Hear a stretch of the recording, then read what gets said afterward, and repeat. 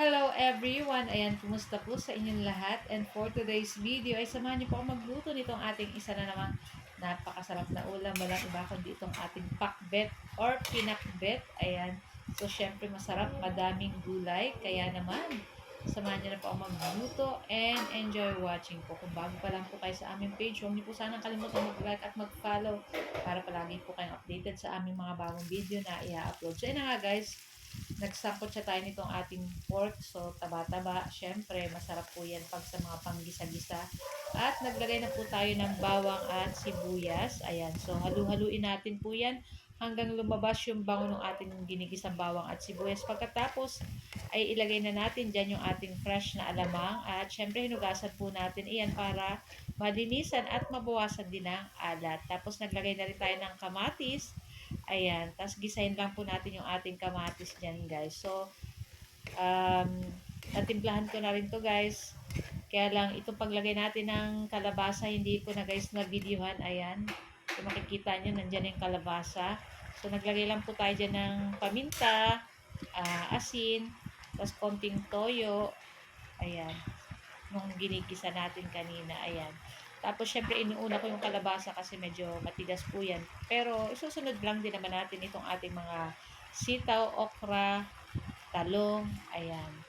Tapos, ito po, madali na lang din maluto kasi yung ating kalabasa ay medyo malambot na rin guys. So, sarabay na po yan pag naluto. At naglagay ako ng 3 pirasong siling pangsigang na pula. Ayan. Tapos, ayan, halu-haluin lang po natin iyan and tatakpan lang din po natin para maluto yung ating mga gulay dyan guys. Kaya po ba guys, ano po ang inyong ulam? Ayan, so masarap po ang pakbet dahil kompleto na, dahil meron siyang iba't ibang gulay, tapos may konting pork at ayan, may alamang, o diba?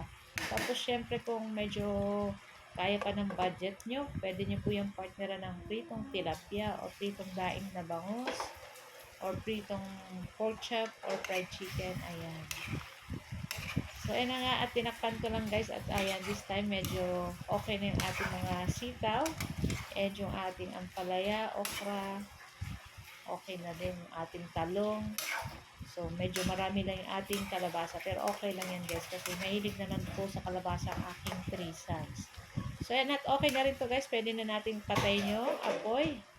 Ayan, at ready to serve na rin to guys. Ayan, sobrang sarap nito. Makikita nyo, umuusok-usok pa guys. At talaga naman, bukas na uli ang diet pag ganito po yung ating ulam. So guys, ito lang po ang ating video today. Huwag niyo po sanang kalimutan mag-like, comment, at pa-share po ng ating video. Tara na guys, at samahan nyo na rin po kaming kumain. Ciao! Bye!